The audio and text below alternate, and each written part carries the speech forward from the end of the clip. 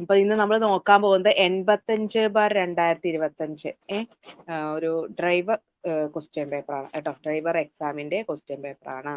ആദ്യത്തെ question, colonial ഭരണത്തിൻ കീഴിൽ Britain മലബാറിൽ നടപ്പാക്കിയ പരിഷ്കാരങ്ങളിലെ ശരിയായ പ്രസ്താവന ഏത് എന്നതാണ് ക്വസ്റ്റ്യൻ. കൊളോണിയൽ ഭരണത്തിൻ കീഴിൽ ബ്രിട്ടൻ മലബാറിൽ നടപ്പിലാക്കിയ പരിഷ്കാരങ്ങളിൽ ശരിയായ പ്രസ്താവന. അപ്പൊ നമുക്ക് ഓപ്ഷൻസ് നോക്കാം. കണ്ണൂർ അഞ്ചരക്കണ്ടിയിൽ സുഗന്ധവിളത്തോട്ടം ആരംഭിച്ചു. ഇത് ശരിയാണോ? കൊളോണിയൽ ഭരണത്തിന് കീഴിലെ ബ്രിട്ടൻ മലബാറിൽ നടപ്പിലാക്കിയ ഒരു പരിഷ്കാരമായിരുന്നു ഇത്. അതെ അല്ലെ, ഇത് ശരിയാണ്. കണ്ണൂർ അഞ്ചരക്കണ്ടിയിൽ സുഗന്ധവിളത്തോട്ടം ആരംഭിച്ചു. കോഴിക്കോട്, കണ്ണൂര്, തലശ്ശേരി, മലപ്പുറം എന്നീ നഗരസഭകൾ ആരംഭിച്ചു. ഇത് ശരിയാണോ? നഗരസഭകളൊക്കെ അന്ന് ആരംഭിച്ചോ? ഇല്ല, ആ ഒരു പ്രസ്താവന തെറ്റാണ്. മലപ്പുറം നിലമ്പൂരിൽ തേക്ക് തോട്ടം നിർമ്മിച്ചു. ഇത് ശരിയാണോ എന്ന് പറഞ്ഞേ. ശരിയാണ് അല്ലെ. മലപ്പുറം നിലമ്പൂരിൽ തേക്ക് തോട്ടം നിർമ്മിച്ചു. ഇപ്പൊ കൊളോണിയൽ ഭരണത്തിന് കീഴിൽ ബ്രിട്ടൻ മലബാറിൽ നടപ്പാക്കിയത് എന്തൊക്കെയായിരുന്നു? ഒന്ന്, കണ്ണൂർ അഞ്ചരക്കണ്ടിയിലെ എന്ത് തോട്ടായിരുന്നു? കറുവാത്തോട്ടായിരുന്നു അല്ലെ. അത് കറുവാത്തോട്ടായിരുന്നു, സുഗന്ധവിളത്തോട്ടം. അതുപോലെ മലപ്പുറം നിലമ്പൂരിലെ തേക്ക് തോട്ടം നിർമ്മിച്ചു. അടുത്ത ക്വസ്റ്റ്യൻ, താഴെ കാണിച്ചിട്ടുള്ളവയിൽ ശരിയായ പ്രസ്താവനകൾ കണ്ടെത്തുക. 1865 തിരുവനന്തപുരം മഹാരാജാസ് കോളേജ് ആരംഭിച്ചു. 1875 എറണാകുളം മഹാരാജാസ് കോളേജ് ആരംഭിച്ചു. 1937 തിരുവിതാംകൂർ സർവകലാശാല ആരംഭിച്ചു. ഇതിലെ ഏതൊക്കെ പ്രസ്താവനകളാണ് ശരിയായിട്ടുള്ളത്? ഏതൊക്കെ പ്രസ്താവനകളാണ്? 1865 അതോ 1875 എറണാകുളം മഹാരാജാസ്? 1875 അല്ലെ. അപ്പൊ ഓപ്ഷൻ 2 ശരി. 1875 എറണാകുളം മഹാരാജാസ് കോളേജ് ആരംഭിച്ചു. ഇനി തിരുവിതാംകൂർ സർവകലാശാല എന്നായിരുന്നു? 1937 കേട്ടോ. 1937. അപ്പൊ രണ്ട് പ്രസ്താവനകളാണ് ശരി. 1875 എറണാകുളം മഹാരാജാസ് കോളേജ് ആരംഭിച്ചു. 1937 തിരുവിതാംകൂർ സർവകലാശാല. അടുത്ത ക്വസ്റ്റ്യൻ, ഇന്ത്യയുടെ ഒന്നാം സ്വാതന്ത്ര്യ സമര കാലഘട്ടത്തിലെ ചിത്രകലയുമായി ബന്ധപ്പെട്ട് നൽകിയ പ്രസ്താവനകളിൽ തെറ്റ്. ബ്രിട്ടീഷ് വനിതകളും കുട്ടികളും അനുഭവിച്ച യാതന വെളിപ്പെടുത്തുന്ന ചിത്രമാണ് ജസ്റ്റിസ്. ജോസഫ് നോയൽ പാറ്റേൺ ആണ് ഈ ചിത്രം വരച്ചത്. ജോസഫ് നോയൽ പാറ്റേൺ ആയിരുന്നോ ഈ ചിത്രം വരച്ചത്? ഈ ഒരു പ്രസ്താവന തെറ്റാണ് കേട്ടോ. തെറ്റാണ്. അവിടെ ശരിയായ പ്രസ്താവന ഗവർണർ ജനറൽ ആയിരുന്ന കാനിങ് പ്രഭുവിനെ വിമർശിച്ചുകൊണ്ട് കാർട്ടൂൺ പുറത്തിറക്കിയ പത്രമാണ് പഞ്ച് എന്നതായിരുന്നു കേട്ടോ. അപ്പൊ ഗവർണർ ജനറൽ ആയിരുന്ന കാനിങ് പ്രഭുവിനെ വിമർശിച്ചുകൊണ്ട് കാർട്ടൂൺ പുറത്തിറക്കിയ പത്രമാണ് പഞ്ച്. ഈ ഒരു ഓപ്ഷൻ ശരിയാണ്. ഓക്കെ. അപ്പൊ നമ്മുടെ ഈ ജസ്റ്റിസ് എന്ന ചിത്രം വരച്ച ജോസഫ് നോയൽ പാറ്റേൺ അല്ലായിരുന്നു. ഓക്കെ, അത് ജോൺസ് ബാർക്കർ ആണ് അല്ലെ. ജോൺസ് ബാർക്കർ അല്ലെ ജസ്റ്റിസ് എന്ന ചിത്രം വരച്ചത്? ജോൺസ് ബാർക്കർ ആണ്. ഓക്കെ, നമ്മൾ നെക്സ്റ്റ് ക്വസ്റ്റിലോട്ട് പോവാണേ. താഴെ കാണിച്ചവയിൽ നിന്നും ശരിയായ പ്രസ്താവന കണ്ടെത്തുക. സൈമൺ കമ്മീഷൻ റിപ്പോർട്ട് ചർച്ച ചെയ്യാനാണ് വട്ടമേശ സമ്മേളനങ്ങൾ വിളിച്ചു ചേർത്തത്. ഇത് ശരിയാണോ? സൈമൺ കമ്മീഷൻ റിപ്പോർട്ട് ചർച്ച ചെയ്യാനാണോ വട്ടമേശ സമ്മേളനങ്ങൾ വിളിച്ചു കൂട്ടിയത്? അതെ, ശരിയാണ്. ആദ്യ 2 വട്ടമേശ സമ്മേളനങ്ങളിലും ഗാന്ധിജി പങ്കെടുത്തില്ല. ഇത് ശരിയാവോ? ആദ്യ 2 വട്ടമേശ സമ്മേളനങ്ങളിലും ഗാന്ധിജി പങ്കെടുത്തു എന്ന് പറഞ്ഞാൽ ശരിയാണോ? അല്ല, ഗാന്ധിജി ആകെ ഒരൊറ്റ വട്ടമേശ സമ്മേളനത്തിലേ പങ്കെടുത്തിട്ടുള്ളൂ. ഏതിലാ? അത് 2ാം വട്ടമേശ സമ്മേളനം 1931 അല്ലെ. 1931 വട്ടമേശ സമ്മേളനത്തിന്റെ പരാജയത്തോടെ ഗാന്ധിജിയുടെ നേതൃത്വത്തിൽ നിയമലംഘന പ്രസ്ഥാനം ആരംഭിച്ചു. ഇത് ശരിയാണോ? വട്ടമേശ സമ്മേളനത്തിന്റെ പരാജയത്തോടെ ഗാന്ധിജിയുടെ നേതൃത്വത്തിൽ നിയമലംഘന പ്രസ്ഥാനം ആരംഭിച്ചോ? ആരംഭിച്ചു അല്ലെ. അപ്പൊ ഇവിടെ തന്നിരിക്കുന്നതിൽ ശരിയായ പ്രസ്താവന എന്ന് പറയുന്നത് എന്താണ്? സൈമൺ കമ്മീഷൻ റിപ്പോർട്ട് ചർച്ച ചെയ്യാനാണ് വട്ടമേശ സമ്മേളനങ്ങൾ വിളിച്ചു കൂട്ടിയത്. ശരിയാണ് അല്ലെ. എന്നാൽ ഗാന്ധിജി ഒരു വട്ടമേശ സമ്മേളനത്തിലേ പങ്കെടുത്തിട്ടുള്ളൂ. അത് 2ാം വട്ടമേശ സമ്മേളനമാണ് 1931. വട്ടമേശ സമ്മേളനത്തിന്റെ പരാജയത്തോടെ ഗാന്ധിജിയുടെ നേതൃത്വത്തിൽ നിയമലംഘന പ്രസ്ഥാനം ആരംഭിച്ചു അല്ലെ. അപ്പൊ വട്ടമേശ സമ്മേളനങ്ങൾ വർഷങ്ങൾ ഏതൊക്കെയായിരുന്നു? 30, 31, 32 അല്ലെ. 1930, 31, 32 അല്ലെ. ഇതില് ഗാന്ധിജി പങ്കെടുത്തത് 31 അല്ലെ. രണ്ടാം വട്ടമേശ സമ്മേളനം 1931. ഇനി അടുത്ത ക്വസ്റ്റ്യൻ നോക്കാം. താഴെ കാണിച്ചിരിക്കുന്ന പ്രസ്താവനകളിൽ ശരിയായവ കണ്ടെത്തുക. യുണിസെഫിന്റെ 8ാമത് എക്സിക്യൂട്ടീവ് ഡയറക്ടർ കാതറിൻ റസൽ ആണ്. ഇത് ശരിയാണോ? യുണിസെഫിന്റെ 8ാമത് എക്സിക്യൂട്ടീവ് ഡയറക്ടർ കാതറിൻ റസൽ ആണ്. ഈ പ്രസ്താവന ശരിയാണ്. യുണിസെഫിന്റെ 8ാമത് എക്സിക്യൂട്ടീവ് ഡയറക്ടർ കാതറിൻ റസൽ ആണ്. ഐക്യരാഷ്ട്ര സംഘടന 2024 ഒട്ടകങ്ങളുടെ വർഷമായിട്ട് പ്രഖ്യാപിച്ചു. ആണോ? ശരിയാണോ ഇത്? ഐക്യരാഷ്ട്ര സംഘടന 2024 ഒട്ടകങ്ങളുടെ വർഷമായി പ്രഖ്യാപിച്ചു. ശരിയാണ് അല്ലെ? സ്ത്രീകളിൽ നിക്ഷേപിക്കുക, പുരോഗതി ത്വരിതപ്പെടുത്തുക എന്നതാണ് 2024 അന്താരാഷ്ട്ര വനിതാ ദിനത്തിന്റെ മുദ്രാവാക്യം. ഇത് ശരിയാണോ? സ്ത്രീകളിൽ നിക്ഷേപിക്കുക, പുരോഗതി ത്വരിതപ്പെടുത്തുക. ശരിയാണ് അല്ലെ? അപ്പൊ ഇവിടെ തന്നിരിക്കുന്ന 3 പ്രസ്താവനകളും ശരിയാണ്. യുണിസെഫിന്റെ 8ാമത് എക്സിക്യൂട്ടീവ് ഡയറക്ടറാണ് കാതറിൻ റസൽ. Catherine Russell. ഐക്യരാഷ്ട്ര സംഘടന 2024 ഒട്ടകങ്ങളുടെ വർഷമായി പ്രഖ്യാപിച്ചു. സ്ത്രീകളിൽ നിക്ഷേപിക്കുക, പുരോഗതി ത്വരിതപ്പെടുത്തുക എന്നതാണ് 2024 അന്താരാഷ്ട്ര വനിതാ ദിനത്തിന്റെ മുദ്രാവാക്യം. അപ്പൊ അന്താരാഷ്ട്ര വനിതാ ദിനം എന്നാണ്? അത് മാർച്ച് 8 അല്ലെ? മാർച്ച് 8. അടുത്ത ക്വസ്റ്റ്യൻ ആണ്. നെബുല സിദ്ധാന്തത്തിന്റെ ഉപജ്ഞാതാവ് ആര്? നെബുല സിദ്ധാന്തം.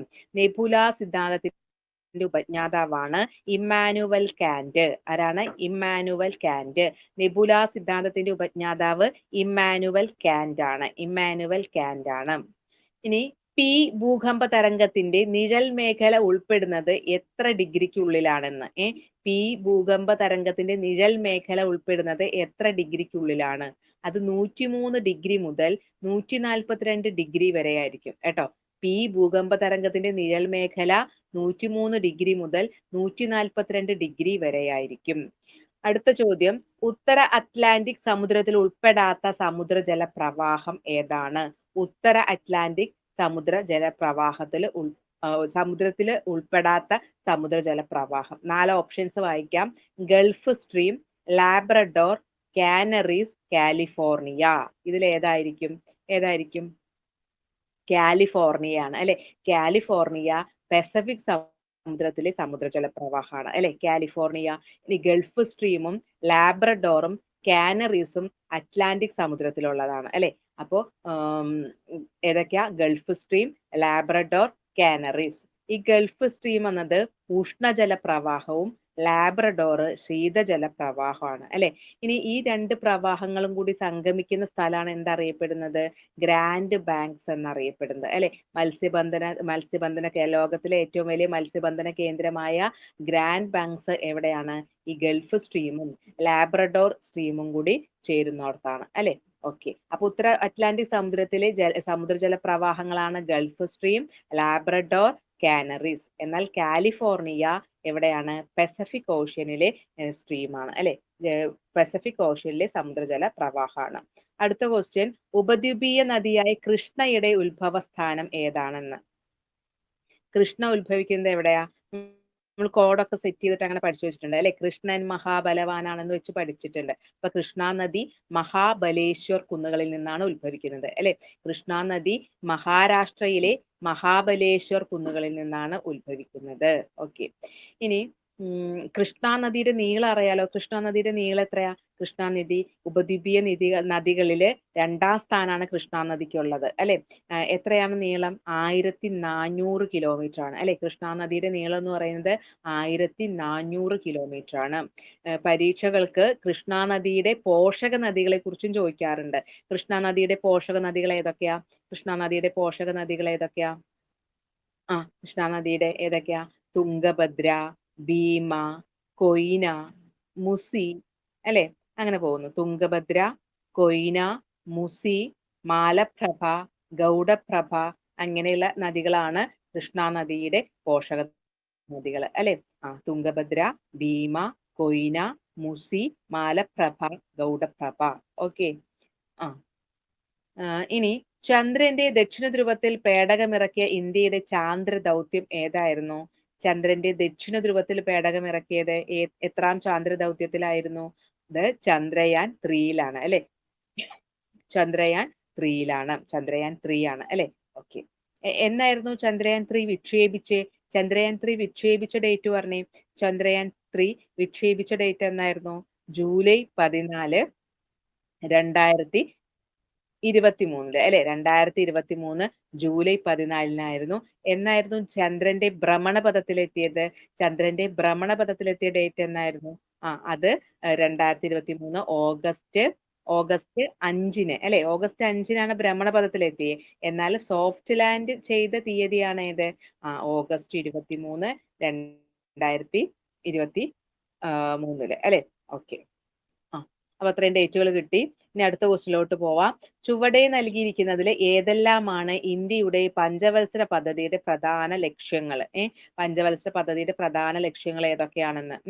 അപ്പോ ഓപ്ഷൻ എ ആയിട്ട് വളർച്ച ആധുനികവൽക്കരണം, ഓപ്ഷൻ ബി ആധുനികവൽക്കരണം സ്വാശ്രയത്വം, ഓപ്ഷൻ സി സ്വാശ്രയത്വം സമത്വം, ഓപ്ഷൻ ഡി ഇവയെല്ലാം.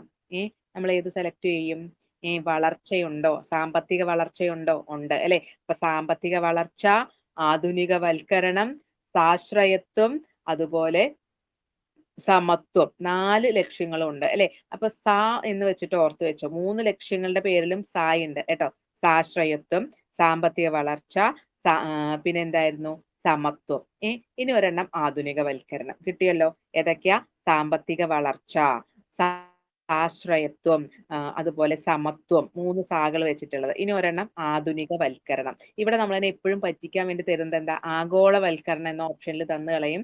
ആഗോളവൽക്കരണം അല്ല, ആധുനികവൽക്കരണമാണ്. അപ്പൊ സാമ്പത്തിക വളർച്ച, ആധുനികവൽക്കരണം, സ്വാശ്രയത്വം, സമത്വം എന്നിവയാണ് പഞ്ചവത്സര പദ്ധതികളുടെ ലക്ഷ്യങ്ങൾ. ഓക്കെ. അടുത്ത ക്വസ്റ്റ്യൻ പ്രവർത്തനങ്ങൾ വായിക്കാം.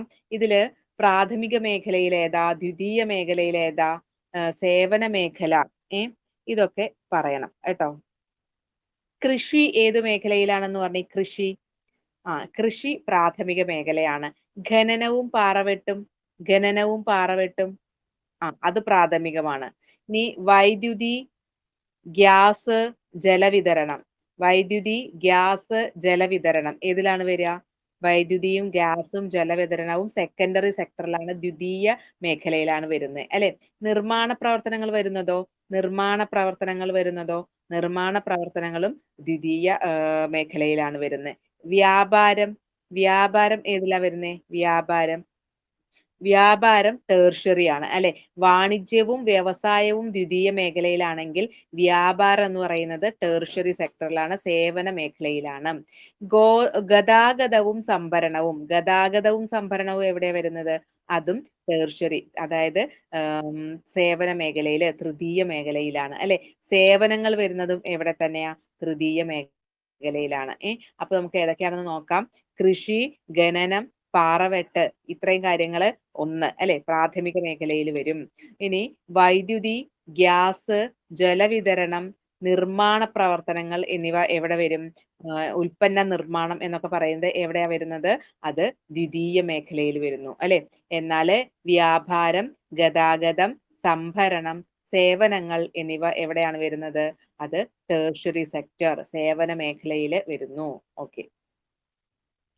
ഇനി അടുത്ത ക്വസ്റ്റ്യൻ നോക്കാം. ഹരിത വിപ്ലവവുമായി ബന്ധപ്പെട്ട് ചുവടെ നൽകിയിരിക്കുന്നതിൽ യോജിക്കാത്ത പ്രസ്താവന. ഹരിത വിപ്ലവത്തിൽ അത്യുൽപാദന ശേഷിയുള്ള വിത്തിനങ്ങൾ ഉപയോഗിച്ചോ? ഹരിത വിപ്ലവത്തിലെ അത്യുൽപാദന ശേഷിയുള്ള വിത്തിനങ്ങൾ ഉപയോഗിച്ചു. ശരിയാണ് അല്ലെ? ഇനി ഹരിത വിപ്ലവത്തിന്റെ 2ാം ഘട്ടം ഏകദേശം 1960 പകുതി മുതൽ 70 പകുതി വരെയാണ്. ആണോ? അങ്ങനെയാണോ നമ്മൾ പഠിച്ചിട്ടുള്ളത്? അല്ല അല്ലെ? 70 പകുതി മുതൽ 80 പകുതി വരെയാണ് അല്ലെ? 2ാം ഘട്ടം 70 പകുതി മുതൽ 80 പകുതി വരെ, എന്ന് വെച്ചാൽ 75 തൊട്ട് 85 വരെയാണ്. ആദ്യഘട്ടം 65 മുതൽ 75 വരെയുമാണ് അല്ലെ? അപ്പൊ 1ാം ഘട്ടം 65 മുതൽ 75 വരെയും 2ാം ഘട്ടം 75 മുതൽ 85 വരെയുമാണ്. ഹരിത വിപ്ലവ സാങ്കേതിക വിദ്യയുടെ വ്യാപനം ഇന്ത്യയെ ഭക്ഷ്യധാന്യങ്ങളുടെ കാര്യത്തിൽ സ്വയം പര്യാപ്തത കൈവരിക്കാൻ പ്രാപ്തമാക്കി. ഹരിത വിപ്ലവം വന്നപ്പോൾ ഇന്ത്യ ഭക്ഷ്യോൽപാദനത്തിന്റെ കാര്യത്തിൽ സ്വയം പര്യാപ്തമായോ? ആയി അല്ലെ? അപ്പൊ ആ ഒരു പ്രസ്താവന ശരിയാണ്. ഹരിത വിപ്ലവത്തിന് ഉപയോഗപ്പെടുത്തിയ സാങ്കേതിക വിദ്യയുടെ പരിണത ഫലമായി ചെറുകിട കർഷകരും വൻകിട കർഷകരും തമ്മിലുള്ള അന്തരം വർദ്ധിച്ചു. ശരിയാണോ? അന്തരം വർദ്ധിച്ചോ? ശരിയാണ് അല്ലെ. അപ്പൊ ഇവിടെ ശരിയായ പ്രസ്താവനകൾ ഏതൊക്കെയായിരുന്നു? ഹരിത വിപ്ലവത്തിലെ അത്യുൽപാദന ശേഷിയുള്ള വിത്തിനങ്ങൾ ഉപയോഗിച്ചു. സാങ്കേതിക വിദ്യയുടെ വ്യാപനം ഇന്ത്യയെ ഭക്ഷ്യധാന്യങ്ങളുടെ കാര്യത്തിൽ സ്വയം പര്യാപ്തത കൈവരിക്കാൻ പ്രാപ്തമാക്കി. അടുത്തത് എന്തായിരുന്നു? ഹരിത വിപ്ലവത്തിന് ഉപയോഗപ്പെടുത്തിയ സാങ്കേതിക വിദ്യയുടെ പരിണത ഫലമായിട്ട് എന്തുണ്ടായി? ചെറുകിട കർഷകരും വൻകിട കർഷകരും തമ്മിലുള്ള അന്തരം വർദ്ധിച്ചു. അന്തരം വർദ്ധിച്ചു അല്ലെ. അപ്പൊ 2 ഘട്ടങ്ങളിലായിട്ടാണ് ഹരിത വിപ്ലവം ഉണ്ടായത്. 60കളുടെ മധ്യം മുതൽ 70കളുടെ മധ്യം വരെയും 70കളുടെ മധ്യം മുതൽ 80കളുടെ മധ്യം വരെയുമാണ് അല്ലെ. ഓക്കെ. ഇനി അടുത്ത ക്വസ്റ്റ്യൻ നോക്ക്. പുറംപണി കരാർ ഔട്ട്സോഴ്സിംഗ് നവസാമ്പത്തിക പരിഷ്കാരത്തിന്റെ ഏത് നയത്തിന്റെ പരിണത ഫലമാണ്? ഈ പുറംപണി കരാർ എന്തുമായിട്ട് ബന്ധപ്പെട്ടിരിക്കുന്നു? ആ ആഗോളവൽക്കരണത്തിന്റെ ഭാഗമാണ് അല്ലെ.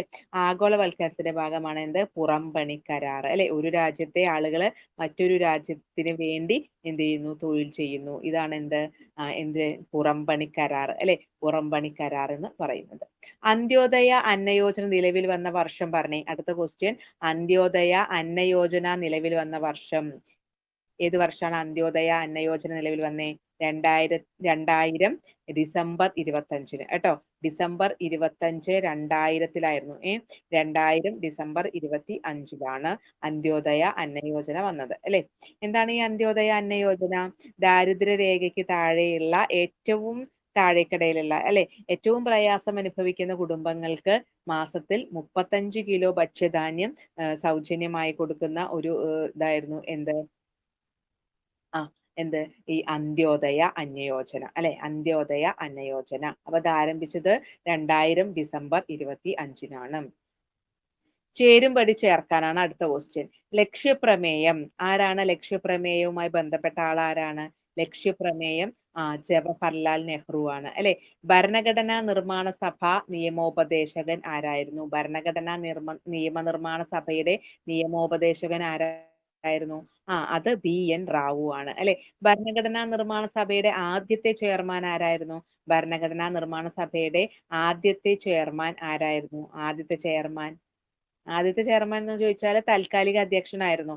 അത് ഡോക്ടർ സച്ചിദാനന്ദ സിൻഹയാണ് അല്ലെ. ഡോക്ടർ സച്ചിദാനന്ദ സിൻഹയാണ്. ഭരണഘടനാ നിർമ്മാണ സഭ പ്രവിശ്യ ഭരണഘടനാ സമിതിയുടെ ചെയർമാൻ ആരായിരുന്നു? ഭരണഘടനാ നിർമ്മാണ സഭ പ്രവിശ്യ ഭരണഘടനാ സമിതിയുടെ ചെയർമാൻ സർദാർ വല്ലഭായ് പട്ടേൽ ആയിരുന്നു അല്ലെ. അപ്പൊ ഒന്നുകൂടി നോക്കാം. ലക്ഷ്യപ്രമേയം നെഹ്റു, ഭരണഘടനാ നിർമ്മാണ സഭയുടെ നിയമോപദേശകൻ BN റാവു, ഭരണഘടനാ നിർമ്മാണ സഭയുടെ ആദ്യ ചെയർമാൻ സച്ചിദാനന്ദ സിൻഹ, ഭരണഘടനാ നിർമ്മാണ സഭ പ്രവിശ്യ ഭരണഘടനാ സമിതിയുടെ ചെയർമാൻ ആരായിരുന്നു? അത് വല്ലഭായ് പട്ടേൽ ആയിരുന്നു. ഓക്കെ. ഇന്ത്യൻ ഭരണഘടനയിലെ നിർദ്ദേശക തത്വങ്ങളുടെ വകുപ്പുകൾ ശരിയായി ക്രമീകരിക്കുക. അതാണ് അടുത്ത ക്വസ്റ്റ്യൻ. കുടിൽ വ്യവസായങ്ങളെ പ്രോത്സാഹിപ്പിക്കുക. അത് ഏത് വകുപ്പുമായി ബന്ധപ്പെട്ടതാ? കുടിൽ വ്യവസായങ്ങൾ. കുടിൽ വ്യവസായങ്ങൾ ഏതായിരുന്നു വകുപ്പ്? 43 അല്ലെ. കുടിൽ വ്യവസായങ്ങൾ പ്രോത്സാഹിപ്പിക്കൽ വകുപ്പ് 43. ഏകീകൃത സിവിൽ കോഡ് നടപ്പിലാക്കുക. ഏകീകൃത സിവിൽ കോഡ് അത് 44-ആണ്. ഗോവധം നിരോധിക്കുക ഏതായിരുന്നു വകുപ്പ്? 48. അന്താരാഷ്ട്ര സമാധാനവും സുരക്ഷയും നിലനിർത്തുക അല്ലെ. അത് പരിപോഷിപ്പിക്കുക അത് 51 അല്ലെ. അപ്പൊ നമുക്ക് ഒന്നുകൂടി നോക്കാം. കുടിൽ വ്യവസായങ്ങളെ പ്രോത്സാഹിപ്പിക്കുക ഏതായിരുന്നു? 43. ഏകീകൃത സിവിൽ കോഡ് 44. ഗോവധ നിരോധനം 48. അന്താരാഷ്ട്ര സമാധാനവും സുരക്ഷയും പരിപോഷിപ്പിക്കൽ ഏതായിരുന്നു? 51 അല്ലെ. 51. Next question. ഇന്ത്യൻ ഭരണഘടനാ ഭേദഗതികളുമായി ബന്ധപ്പെട്ട ശരിയായ പ്രസ്താവനകൾ പറയാനാണ്.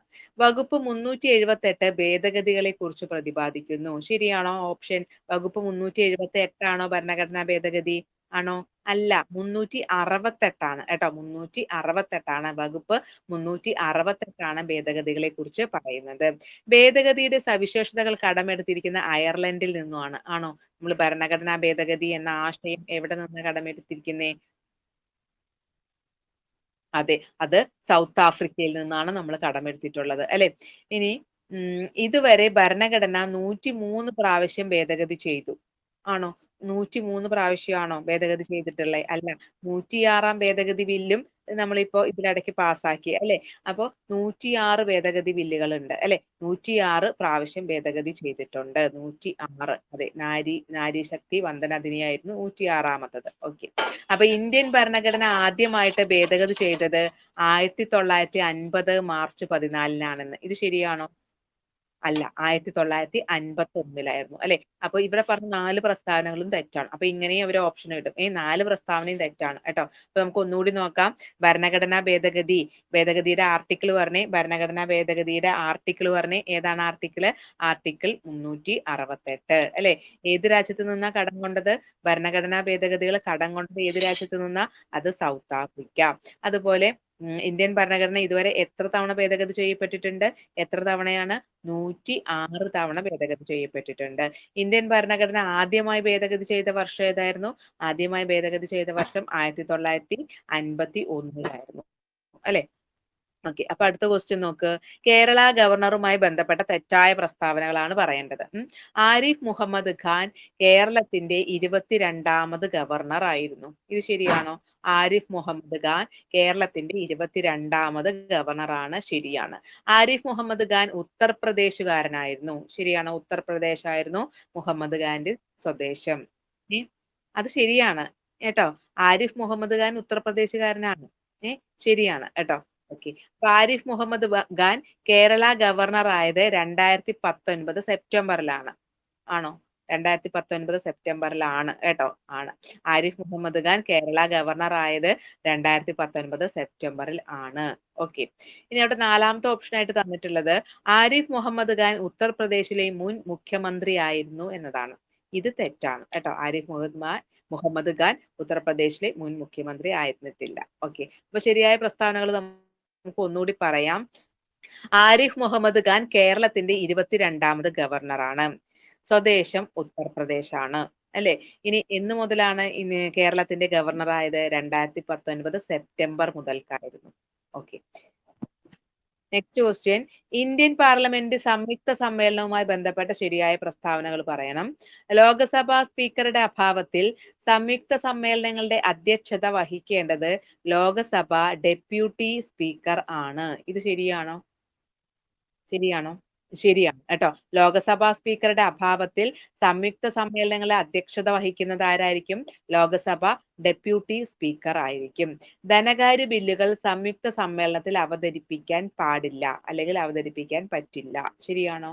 ശരിയാണ് അല്ലെ? ധനകാര്യ ബില്ലുകൾ എപ്പോഴും ലോക്സഭയിലാണ് ചെയ്യുന്നത്. അത് സംയുക്ത സമ്മേളനങ്ങളിൽ അവതരിപ്പിക്കാൻ വേണ്ടി പറ്റില്ല. ഭരണഘടനയുടെ 108ാം വകുപ്പ് പ്രകാരം പ്രധാനമന്ത്രിയാണ് സംയുക്ത സമ്മേളനം വിളിച്ചു കൂട്ടുന്നത്. പ്രധാനമന്ത്രിയാണോ സംയുക്ത സമ്മേളനം വിളിക്കുന്നേ?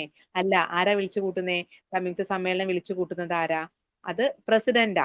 പ്രസിഡന്റ് ആണ് അല്ലെ? സംയുക്ത സമ്മേളനം വിളിച്ചു ചേർക്കുന്നത് പ്രസിഡന്റ് ആണ്. അതിന്റെ അധ്യക്ഷൻ ആരായിരിക്കും? ലോക്സഭ സ്പീക്കർ ആയിരിക്കും അല്ലെ? അപ്പോ ഭരണഘടനയുടെ 108ാം വകുപ്പാണ് എന്ത് പറയുന്നത്? സംയുക്ത സമ്മേളനത്തെ കുറിച്ച് പറയുന്ന വകുപ്പ് കറക്റ്റ് ആണ്. 108 ആണ് അല്ലെ?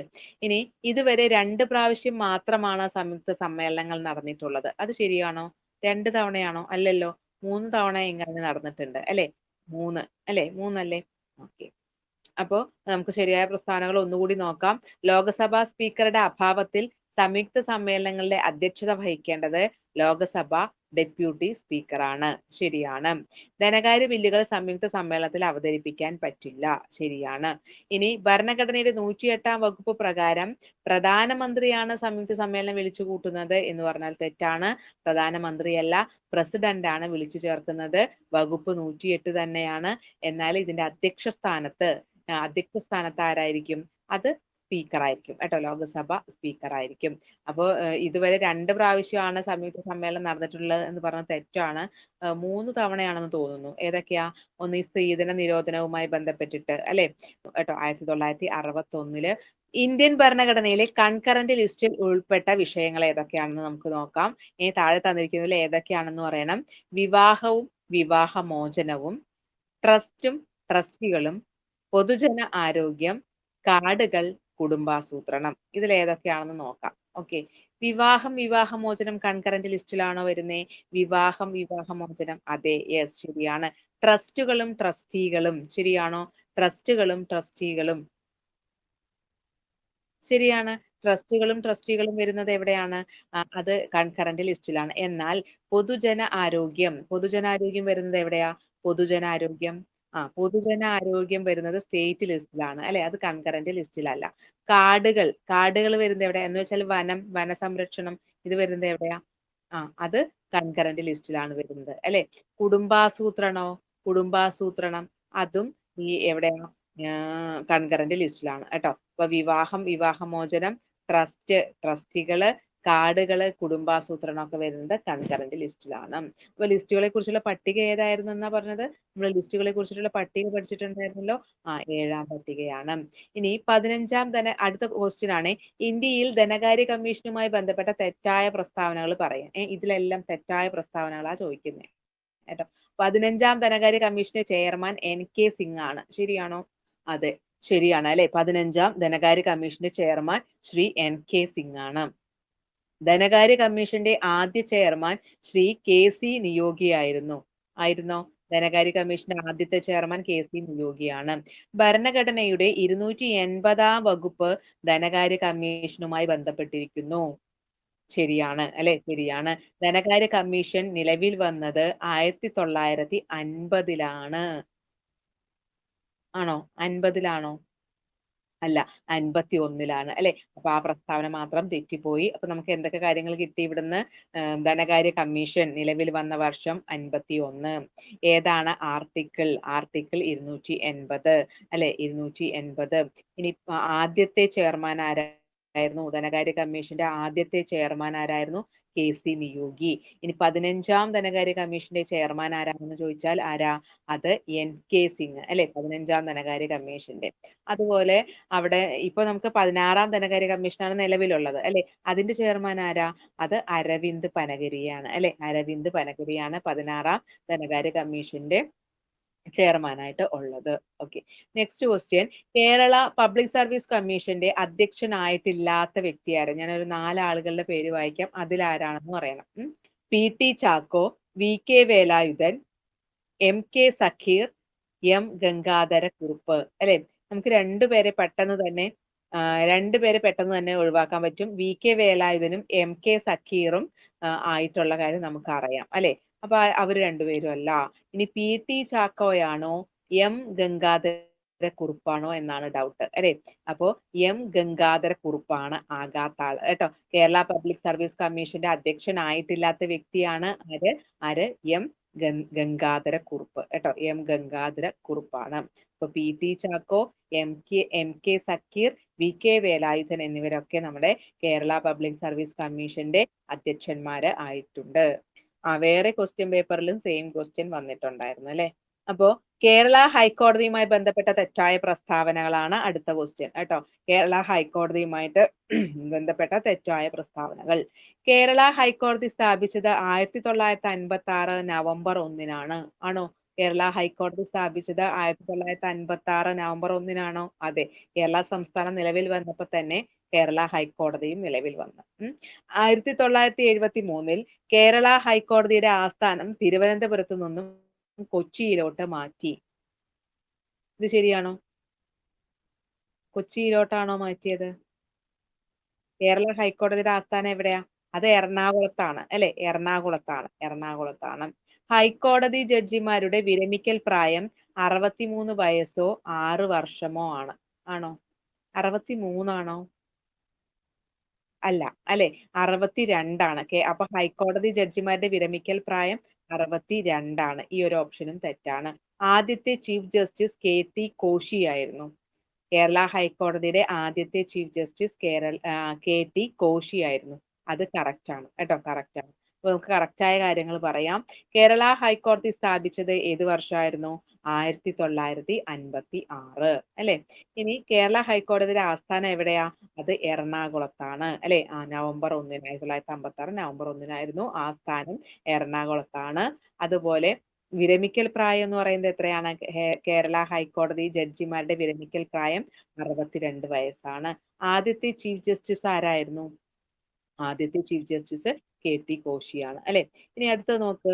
ഡോക്ടർ കുഞ്ഞാമൻ എന്ന വ്യക്തിയുമായി ബന്ധപ്പെട്ട ശരിയായ പ്രസ്താവനകൾ പറയണം. അദ്ദേഹത്തിന്റെ ജീവചരിത്രമാണ് എതിര്. ശരിയാണോ? കുഞ്ഞാമന്റെ ജീവചരിത്രമാണ് എതിര്. ശരിയാണ് അല്ലെ? ശരിയാണ്. അദ്ദേഹം പാലക്കാട് ജില്ലയിലെ വാടാനാംകുറിശ്ശിയിൽ 1943 ജനിച്ചു. ഇത് തെറ്റാണ് കേട്ടോ. ഈ ഒരു ഓപ്ഷൻ തെറ്റാണ്. ആം, ആ ഒരു ഓപ്ഷൻ തെറ്റാ. ഇനി അടുത്ത option development of tribal economy അദ്ദേഹത്തിന്റെ കൃതിയാണ്. ഇത് കറക്റ്റ് ആണ് കേട്ടോ. Development of tribal economy doctor M കുഞ്ഞാമന്റെ കൃതിയാണ്. 2023 ഡിസംബർ 3 അദ്ദേഹം മരണമടഞ്ഞു. ഇത് ശരിയാണോ? 2023 ഡിസംബർ 3 മരിച്ചേ? ശരിയാണ് കേട്ടോ. അപ്പൊ ശരിയായ ഓപ്ഷനുകൾ ഏതൊക്കെയായിരുന്നു? ജീവചരിത്രമാണ് എതിര്. ഡോക്ടർ കുഞ്ഞാമന്റെ ജീവചരിത്രമാണ് എതിര്. ഡെവലപ്മെന്റ് ഓഫ് ട്രൈബൽ എക്കോണമി എന്ന് പറയുന്ന ഒരു പുസ്തകം എഴുതിയിട്ടുണ്ട്.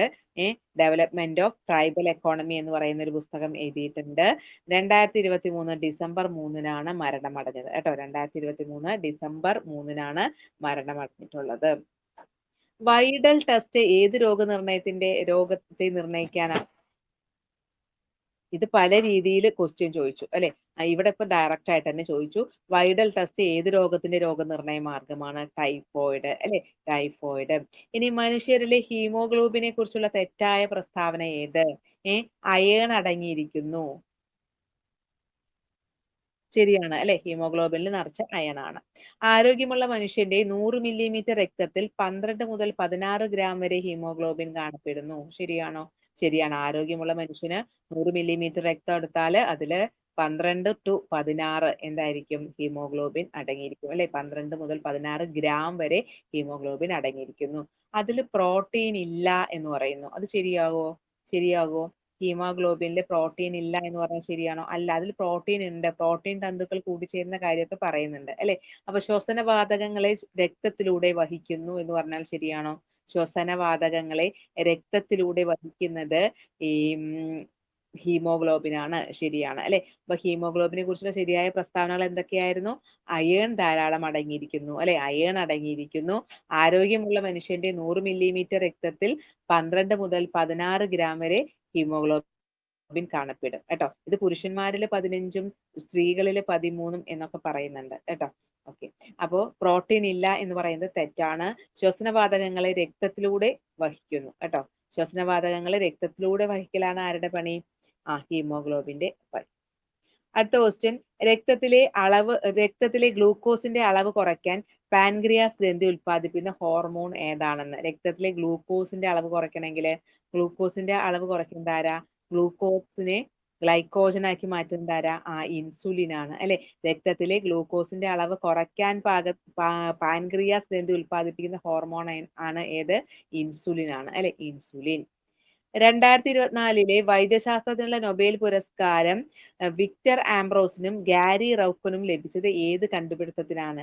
2024 വൈദ്യശാസ്ത്രത്തിനുള്ള നൊബേൽ സമ്മാനം വിക്ടർ ആംബ്രോസിനും ഗാരി റൌഫിനും ലഭിച്ചത് ഏത് കണ്ടുപിടുത്തത്തിനാണ്? മൈക്രോ RNA കണ്ടുപിടുത്തത്തിനായിരുന്നു അല്ലെ? Micro RNA കണ്ടുപിടുത്തത്തിനായിരുന്നു. ഇനി താഴെ കൊടുത്തിരിക്കുന്നവയില് അടിസ്ഥാന അളവ് ഏതാണെന്ന് കേട്ടോ. 4 അളവുകൾ വായിക്കാം. വ്യാപ്തം, സാന്ദ്രത, സമയം, മർദ്ദം. ഇതില് അടിസ്ഥാന അളവ് ഏതാണ്? അത് സമയമാണ് കേട്ടോ. സമയാണ്. വ്യാപ്തം, സാന്ദ്രത, മർദ്ദം എന്നിവയൊന്നും അല്ല, സമയമാണ് കേട്ടോ. സമയം. ഒരു വസ്തു അതിന്റെ തുലനാവസ്ഥയിൽ ആകെ ബലം എത്രയായിരിക്കും? ഒരു വസ്തു അതിന്റെ തുലനാവസ്ഥയിലാണെങ്കിൽ ആകെ ബലം എന്തായിരിക്കുമെന്ന്? അത് 0 ആയിരിക്കും കേട്ടോ. ഒരു വസ്തു അതിന്റെ തുലനാവസ്ഥയിലാണെങ്കിൽ ആകെ ബലം എന്ന് പറയുന്നത് 0 ആയിരിക്കും. അപ്പോ ഈ സമയം ഒരു അടിസ്ഥാന അളവാണ്. ചന്ദ്രനിൽ ഇറങ്ങുന്ന ആദ്യ സ്വകാര്യ പേടകം ഏതായിരുന്നെന്നറിയോ? ചന്ദ്രനിൽ ഇറങ്ങുന്ന ആദ്യ സ്വകാര്യ പേടകം ഏതാണെന്നറിയോ? അത് ഒഡീസിയസ് ആണ് കേട്ടോ. ചന്ദ്രനിൽ ഇറങ്ങുന്ന ആദ്യ സ്വകാര്യ പേടകമാണ് ഏത്? ഒഡീസിയസ്. താഴെ പറയുന്നവയിൽ കാർബണിന്റെ രൂപാന്തരത്വമല്ലാത്തത് ഏതാണെന്ന് പറയണം. Graphite, fullerene, diamond, carbon dioxide. ഏതാണ് കാർബണിന്റെ രൂപാന്തരമല്ലാത്തത്? കാർബൺ ഡയോക്സൈഡ് ആണ് അല്ലെ? കാർബൺ ഡയോക്സൈഡ് ആണ്. ഈ ഗ്രാഫൈറ്റ്, ഫുള്ളറിൻ, ഡയമണ്ട് എന്നൊക്കെ പറയുന്നത് കാർബണിന്റെ വിവിധ രൂപങ്ങളാണ്. അക്വാറീജിയ ഏതൊക്കെ ആസിഡുകളുടെ മിശ്രിതമാണ്? ഈ അക്വാറീജിയയിൽ ഏതൊക്കെ ആസിഡുകളാ ഉള്ളേ? ഹൈഡ്രോക്ലോറിക് ആസിഡും നൈട്രിക് ആസിഡും ആണ് അല്ലെ? ഹൈഡ്രോക്ലോറിക് ആസിഡും നൈട്രിക് ആസിഡും ആണ്. Hydrochloric, nitric. ഒരു ന്യൂട്രൽ ലായനിയുടെ pH മൂല്യം എന്തായിരിക്കും? ഒരു ന്യൂട്രൽ ലായനിയാണെങ്കിൽ pH മൂല്യം എന്തായിരിക്കും? 7 ആണ് അല്ലെ? 7 ആണ്.